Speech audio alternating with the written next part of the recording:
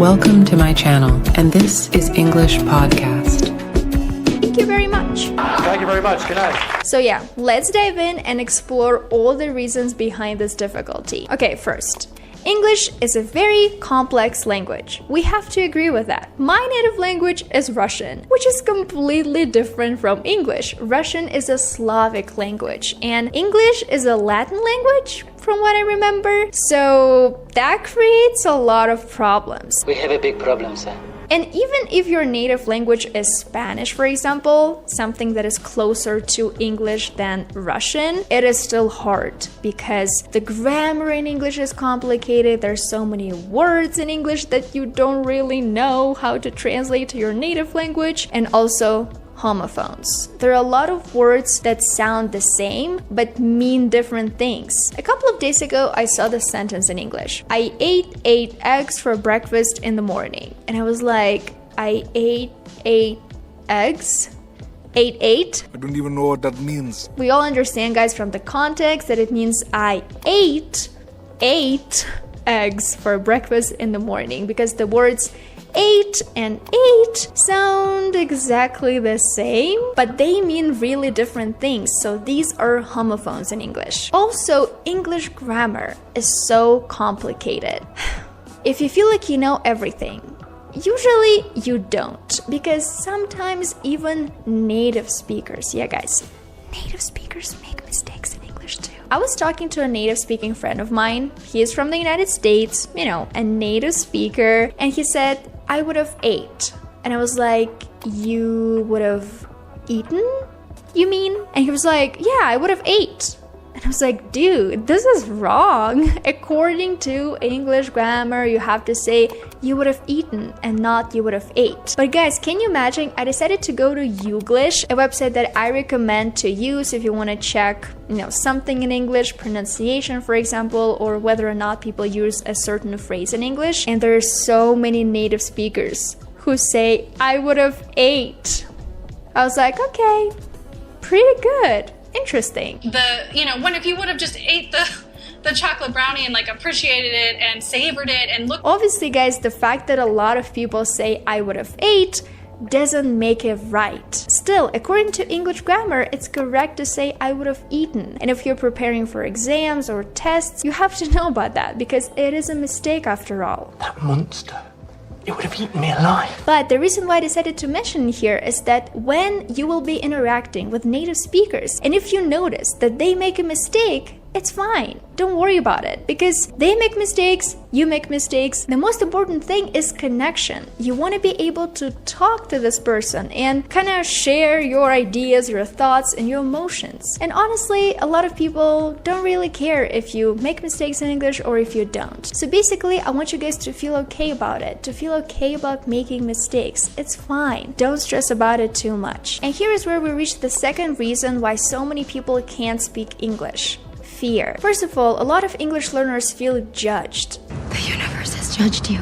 They feel that everyone is judging them. The moment they start speaking English, they think everyone is just sitting there and, inside their heads, writing down their mistakes, which is not really how it works. Obviously, that can lead to anxiety and the feeling of self-consciousness. And I don't want you guys to feel this way. I know that you're super excited to hear me talk about another mistake that a lot of people make. So this mistake is connected to comparative adjectives. For example, when you're saying living in this city is safer than living in that city. So you're comparing these two cities and you have to say safer. But a lot of native speakers would say more safer. And this is wrong again. You can't say much safer. It is correct, you can say a bit safer, but you cannot say more safer. But again, if we go to Youglish and if we check, there are going to be a lot of people who say more safer.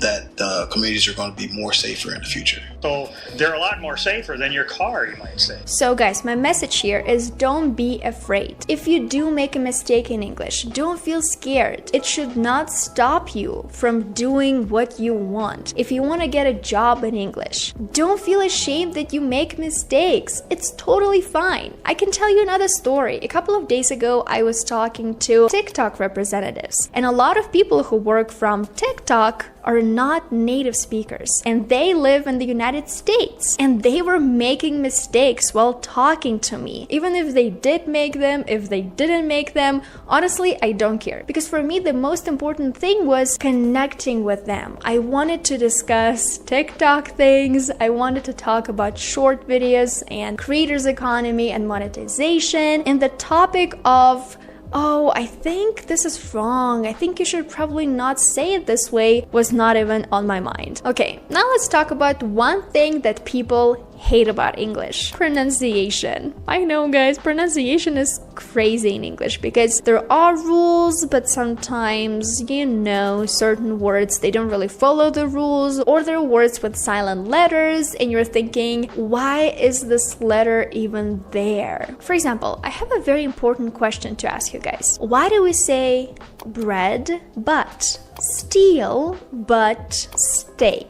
All of these words have these two vowels, EA. Why is it that in every single word, this combination of letters is pronounced differently? Also, of course, our favorite silent letters, right? Like, why do we have to say island and not Iceland? Or Eastland, for example. And also, why do we have to say castle and not castle? Like, what's wrong with that, right? So I hear you. Pronunciation in English can be quite complex, and the only way you can really learn the correct pronunciation is check how native speakers pronounce certain words. But again, it all depends on their accent, for example, or where they're from, like which part of the United States, for example, they're from, because maybe they're gonna pronounce certain words a little bit differently. Now let's move on to cultural differences. We're all different, and when we speak English, we don't want to offend anyone, obviously. And that's why sometimes people can't speak English, or they feel, insecure, shy, afraid to speak English just because they're afraid to offend people because of the cultural differences. And it's normal, and I understand. When I moved to Mexico, I didn't really speak Spanish, like at all. Zero. My Spanish was hola, ¿cómo estás? Like, I couldn't even say that, but I fell in love with the culture, and that's exactly why I wanted to stay in Mexico and improve my Spanish here. So when we go back to talking about English, a very good example of like cultural things is jokes and cultural references in English. So I found this joke online and I really want to read it. Why did the tomato turn red? Because it saw the salad dressing. If you think this joke is corny, I'm sorry, but I think it's hilarious just because it helps us learn English. The tomato turned red because it saw the salad dressing. Why do you think English is so hard for you? I don't know, I just can't seem to get it. Is it the grammar, the vocabulary, or speaking? Maybe speaking, I feel nervous. Nervous about what? Making mistakes. Yes, and people laughing at me. Do people actually laugh? Or is that just what you imagine? They don't, but I still feel like they might. That's a common feeling. Do you practice speaking outside of class? No, not really. Who would I talk to? What about a friend or even yourself in the mirror? Talking to myself, that sounds weird. It might feel strange at first, but it's a great way to practice. I guess, but what would I even say? Start simple. Describe your day or talk about things you like. I don't know if I can.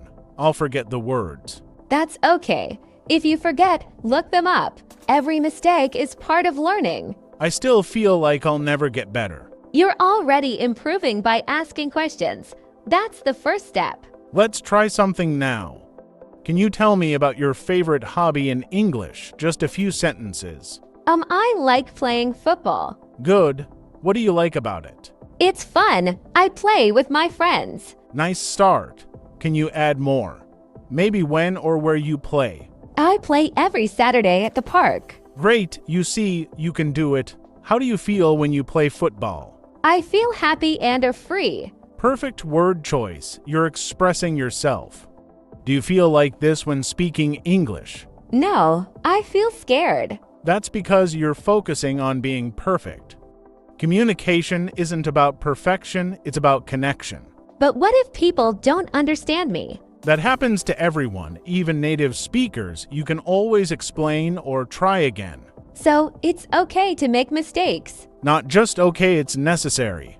Mistakes are how you learn. But it's embarrassing. Think about football. Did you always play perfectly? No, I made a lot of mistakes. And now? I'm better because I practiced. Exactly. Language works the same way. Keep practicing and you'll improve.